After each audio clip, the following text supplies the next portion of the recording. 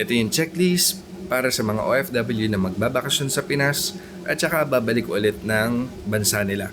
So, umpisahan na natin. Unahin natin yung passport. So, dapat valid yan ng 6 months bago ka ulit umalis ng Pinas. So, kunwari, nagbakasyon ka sa Pinas, i-double check mo yung passport mo, or habang nandito ka pala, mag-compute ka na. Kung kunwari, January yung flight mo, pabalik ng Saudi, so dapat ang expiration ng passport mo is nasa bandang July or August pataas. Once kasi na masyado nang malapit, let's say January yung flight mo, tapos April mag-expire, may possibility na i-offload ka ng immigration ng dahil dyan. Next naman is yung visa or residence permit. Usually, di ba, pag magbabakasyon tayo sa Pinas, bibigyan tayo ng papel yung re-entry paper, which is ipapakita muna din natin sa Saudi immigration bago tayo makalis ng Saudi. Kasi pagpabalik na tayo ng Saudi, hahanapin din muna yan ng Philippine immigration kung totoo bang may work ka doon. So, isang proof din yung re-entry visa mo. Next naman is yung flight ticket. Ito naman medyo automatic na to. Yung employer natin is bibigyan tayo ng pauwi ng Pinas na ticket at saka pabalik ng Saudi na flight ticket. Tapos next naman is yung e-travel QR code. Dito nagkakaproblema yung maraming OFW kasi nakakalimutan yung email, nakakalimutan yung password. Tapos ano pa? Hindi lang yun, yung pati yung eGovPH. Yung eGovPH, yung email and password, yung MPIN, nakakalimutan din. Mas maganda, install mo yung Google Keep app, tapos ilagay mo lahat ng mga email, MPIN, password ng mga accounts mo para hindi mo nakakalimutan. Tapos yung Philippine SIM card mo, dali mo yan sa Saudi kasi may signal din naman yan. Kahit aling bansa ka pa. So dali mo lang yung Philippine SIM card mo, automatic may signal. Kahit anong network pa yan, Mapa dito, Globe, Smart, na nagwo-work yung mga SIM na yan worldwide. In case na nawala na signal, i-message mo lang yung network mo sa Facebook page nila o kaya sa TikTok o kaya sa loob ng app nila. Mas maganda in-install mo yung Globe One app, Smart app or Dito app. May customer service button doon or create a ticket, tapos ipa-activate mo yung roaming. Tapos sa picture na to, ignore nyo muna yung mga nakasulat dito. Para sa mga domestic helper, ito yung additional na requirement na kailangan nyo asigasuhin bago kayo magbakasyon sa Pinas. Yung contract verification. So kunwari nakapag 2 years na kayo dito sa Saudi tapos plano nyo magbakasyon, dapat may renew nyo muna yung kontrata mo ng amo mo. Tapos yung bagong contract na yan, ipapa-verify nyo muna yan sa MW office dito sa Saudi. Ito yung mga requirements na kailangan nyo i-prepare para makapag-verify ng contract. Employment contract, dapat permado yung employer mo o yung amo mo at saka ikaw. Valid passport, valid ikama, puro mga copy lang naman. So, employer's national ID, exit re-entry visa, dapat i-prepare na nila, pati yung ticket mo na pauwi ng Pinas at saka pabalik ng Saudi. Ewan ko lang pagdating sa mga household worker kung sino yung magre-renew, kung binabayaran ba na employer yung OWA membership every time na magre-renew ng contract o obligasyon ng household worker yung pag-renew neto. So mas maganda nire-renew yan. Kung sinabi na optional lang, ipilitin nyo na makapag-renew. Kasi para rin naman sa inyo yan, insurance natin. Kasi once na may mangyaring masama sa atin, let's say matigok, so may 200,000 or 100,000 yung family natin sa Pinas pag mangyari yun. Since nandun ka na rin naman sa MW office, meron automatic na OWA representative dyan. Kausapin mo siya, magpatulong ka kung paano mo ma-access yung account mo sa OWA mobile app para makita mo yung expiration and yung iba pang offers, benefits ng OWA. Lalo na siguro kunyari hindi pala yung amo may magre-renew ng OWA membership mo tapos ikaw magbabayad para next time since may access ka na sa OWA account mo, so pwede ka mag-renew online. Pwede mo kasing gamitin yung Saudi ATM card o kaya Philippine ATM card mo sa pag-renew.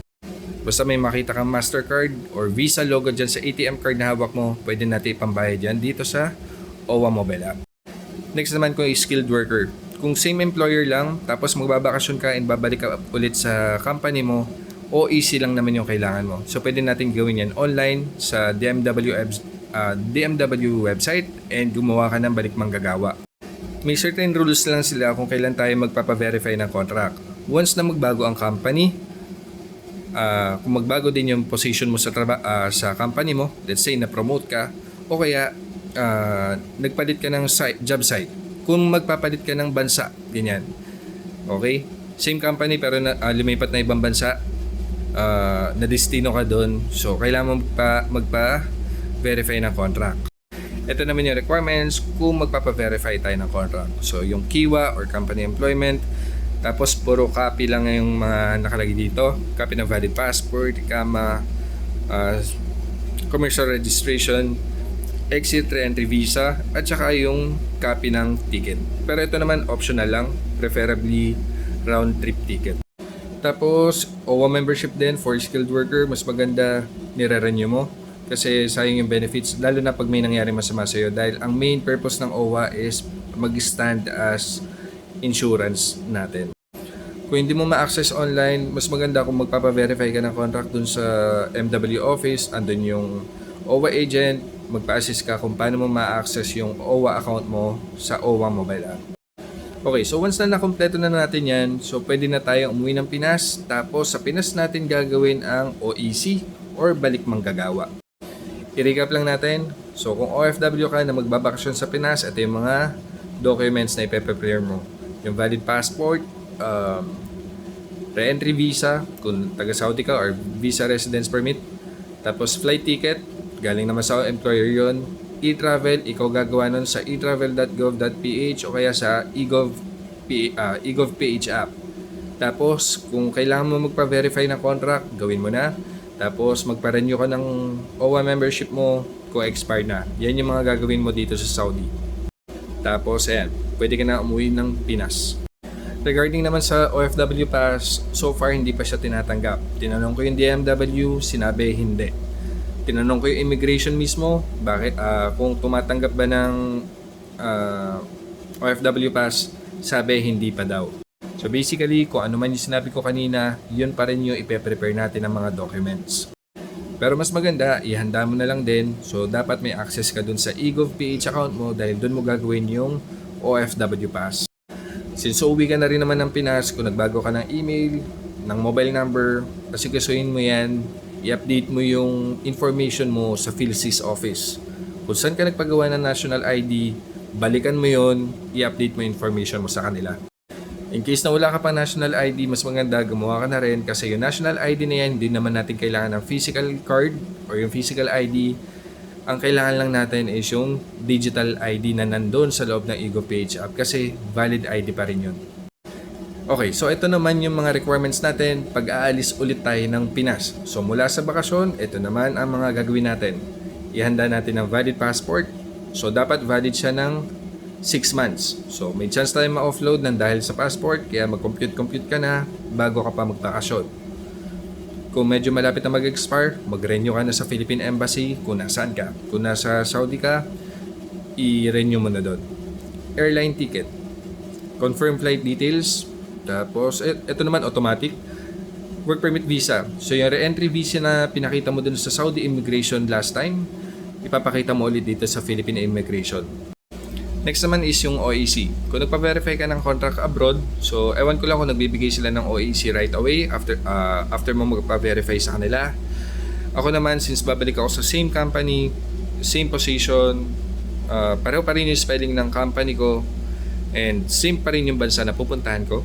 So online ko lang gagawin yung OEC, balik manggagawa, tapos ayun, immediately kahit i-print mo na lang yon, tapos pwede na natin ipakita sa immigration. Ito naman, kung nagpa-verify ka ng contract, mas maganda iuwi mo yung contract mo sa Pinas kasi baka hanapin ng immigration yan. Pero sa experience ko, nakailang uwi na ako, hindi naman ako yung nanampan ng contract. Itong balik manggagawa at saka yung OEC, para sa akin iisa lang siya. So ako, since same company, yan, balik manggagawa or OEC yung ginagawa ko online.